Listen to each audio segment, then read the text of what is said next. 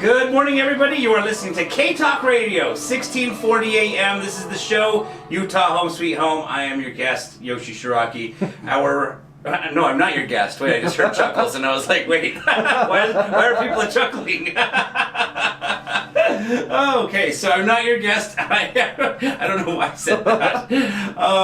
I am your host. I couldn't even think of what I am. I am your host, Yoshi Shiraki, and our very special guest is John Schaefer. John, thank you so much for joining me today.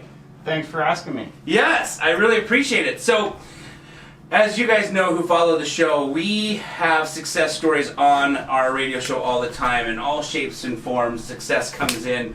And so I wanted to ask John to come and share his story. We are friends. I follow him on Facebook, and I noticed a post that he had posted an anniversary, which got me interested, and then I dug a little deeper by calling him. It's not like I Googled you and spied on you, just so you know, John. But I dug a little deeper, and I thought it was an amazing story. So, John, if you don't mind, can you tell us a little bit about your story? Yeah, the story you're asking about is my recovery story. Yes. And to keep it succinct to start, I was a heroin addict, and I've been clean since 1992. Wow. So 28 years, something like that. Wow. I lost track, which is a nice thing. Yes. Lose track. Yes. I got started using drugs when I was in junior high. I was very curious. I was angry, and basically I'd use stuff because I was curious. Yes. And then also I was angry, and so drugs helped me feel better, hide from my feelings, mask my feelings, whatever. Got it. And the curiosity meant that that I would basically try anything. Gotcha. You know? Stuff was scary, but I was curious and wanted to find out what stuff was like at the same time. Yes. And I remember being in high school and having health drug education classes, and they'd show you a video or whatever and tell you how stuff worked, and right. And then I'd try it, and I'd be like, that wasn't true. Oh, no. And so, Yeah. the education about drugs and alcohol was pretty poor, pretty inaccurate. Got it. And that led me to sort of not believe anything I was told and be willing to try anything. Yes. That combined with me being unhappy at home and uncomfortable with myself, yes, like most of us are when we're teenagers. Right. Led me to using pretty much any kind of drug that anybody would put in front of me, and eventually led me to heroin. At the time, there wasn't all the synthetic prescription opioids that there are now. Yeah. I mean, they existed, but those were pretty exotic to us. Got it. I started using heroin. I think the first time I used it, I was 16.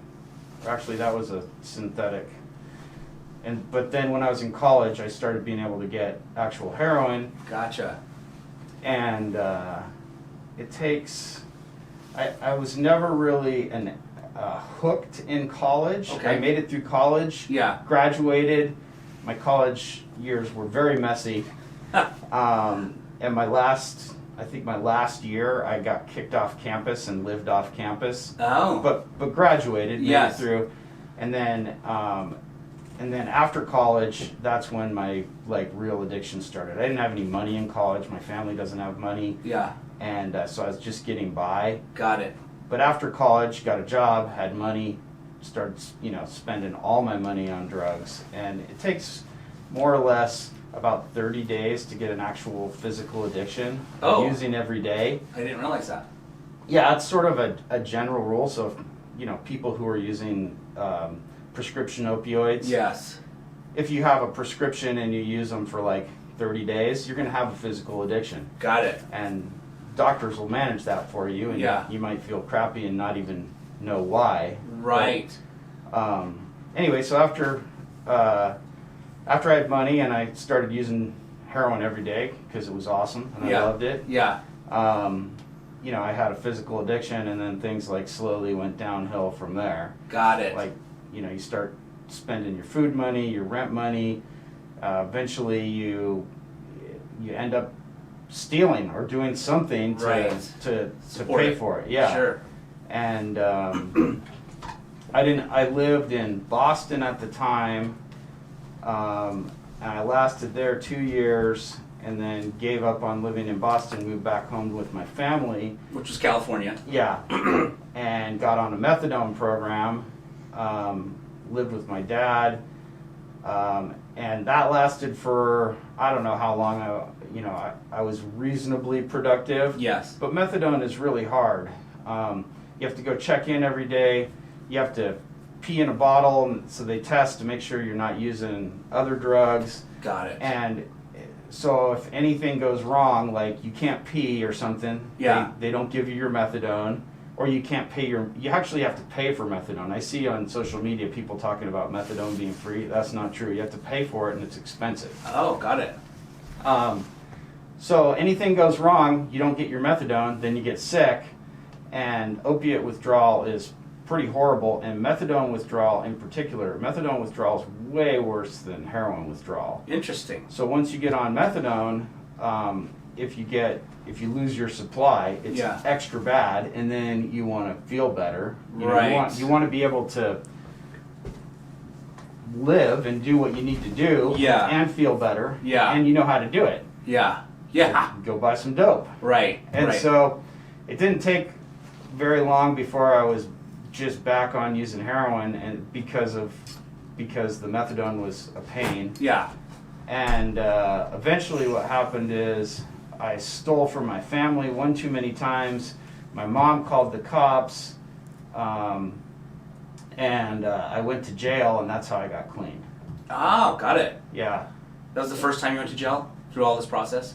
I only went to jail once. Okay. First and last. Yeah, first and last. I was locked up for, I think, 30 days. I mean, it was a Okay. long time ago, so Yeah. I don't remember Yeah. the details, but I was locked up for about 30 days. Got sentenced. The judge gave me an option: either stay in jail for 6 months, I think, Okay. or do a 90-day live-in program. Got it. I think it was a 90-day. It might have been 6 months too. Okay. Can't remember. It's 28 years a ago. long time ago. Yeah. It's a blessing to not remember the details. Yeah, exactly. So I took the program because I thought it would be easier. Yeah. And even when I was in jail, I was still trying to get drugs. You can get drugs in jail. Wow, I didn't realize that.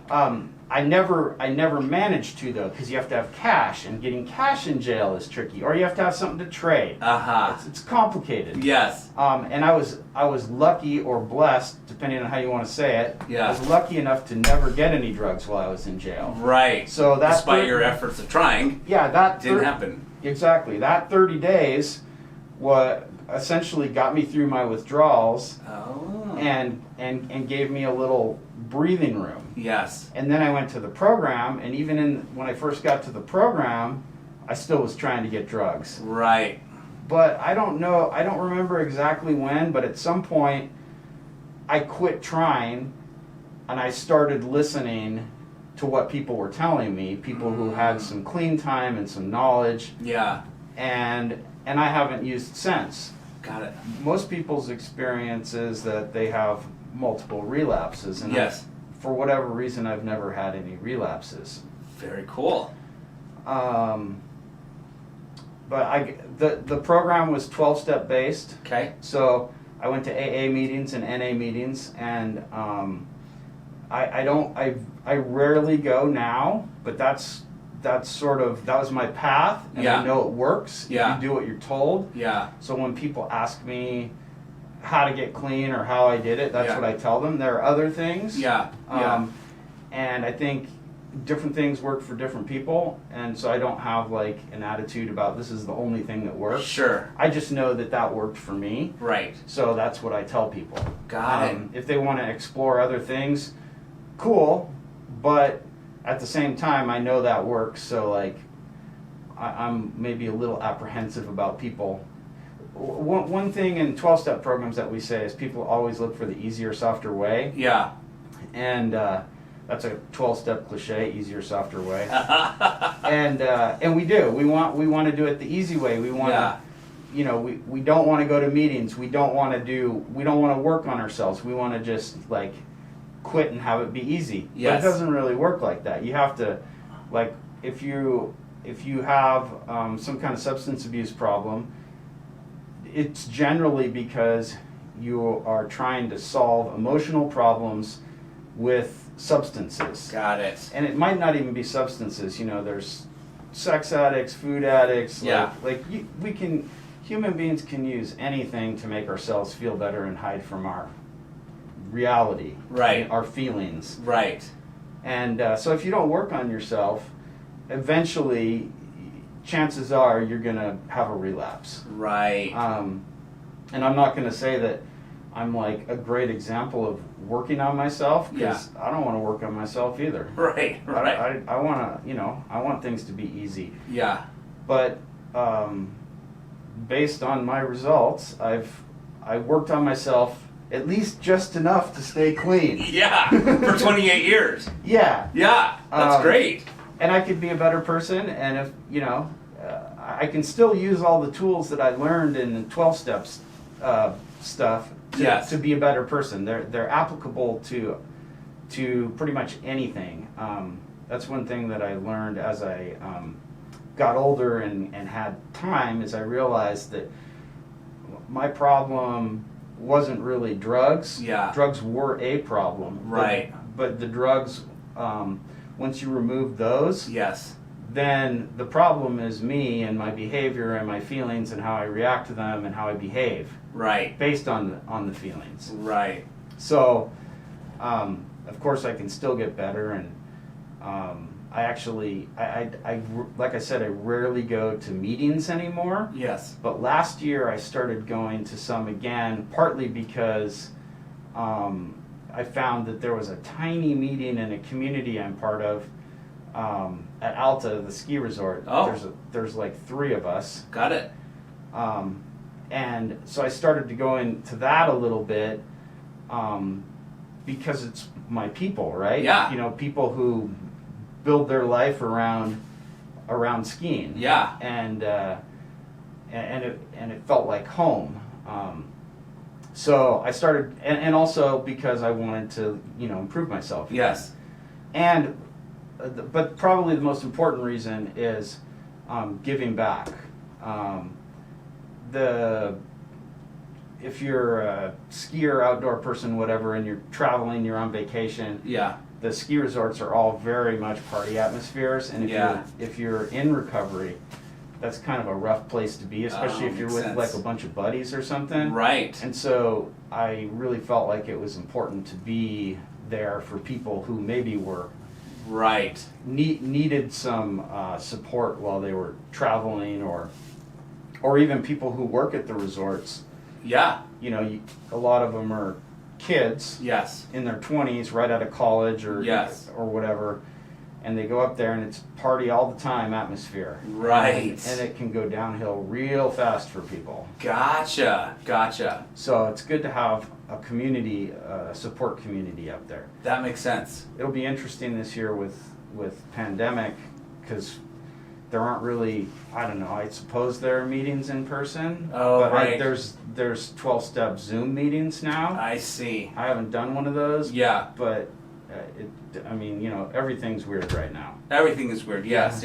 And I might not be accurate 100% on this, but for the listeners, you are a photographer for extreme sports. Yeah. Right? Yeah. And so you capture Olympians, you capture BMX bikers. I saw a picture that you had some guy jumping over like a cliff on his bike. Yeah. And he was in between cliff to cliff and in midair, and it was a really amazing picture. Yeah, we call that a road gap. A road gap. Oh, okay. Yeah. So you took a picture of an amazing road gap. Yeah. That's awesome. Yeah. And so I just wanted to let the listeners know that this is, and you ski and mountain bike as well, because you've got to follow these guys, but yeah. do you compete at all? Have you ever competed? No, I'm not I'm not competitive. But you're really good. Well,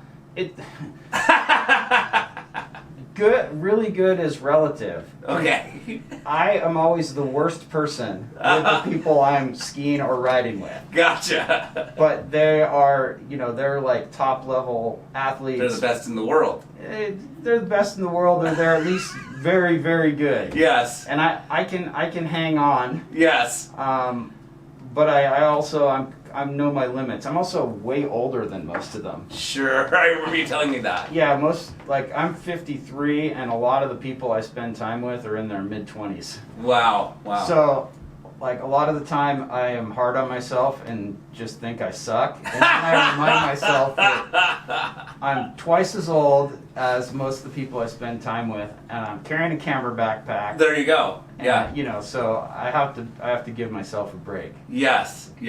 Very exciting, though, the images I've seen you post on Facebook, how you capture these extreme sport athletes. Yeah, I'm obsessed with action photography. I started out as a sort of a fine art photographer. Got it. In college, and then at some point I started shooting sports. First it was motorcycle racing. Oh. Because I rode motorcycles then. I don't ride motorcycles anymore. Got it. I just pedal. Okay. Yeah, it's the sports photography thing is interesting.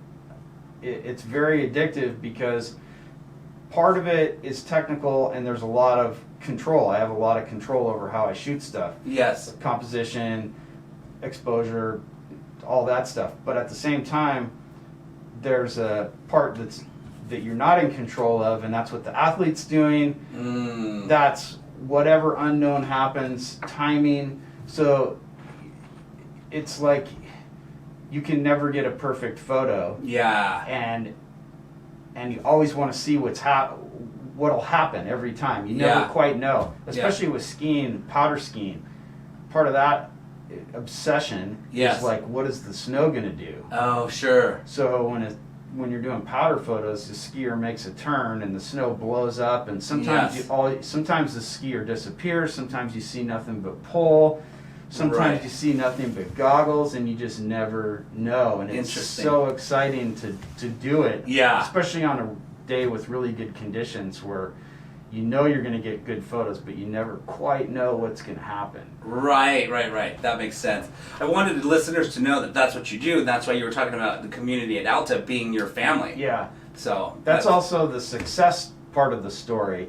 Is that so I told the crappy part, but the good part is I have a quick story, which is that at one time I sold my shoes to buy drugs. And now I get paid to ride bikes and ski. Yes. So that's an important thing to tell people, especially people who are trying to get clean or sober, that you can recover. We can recover. We do recover. That there is hope. Yes. So that's an important message. Right. When you're in the midst of addiction, it feels like nothing can change, and it's just going to be bad, and you're just going to keep going back.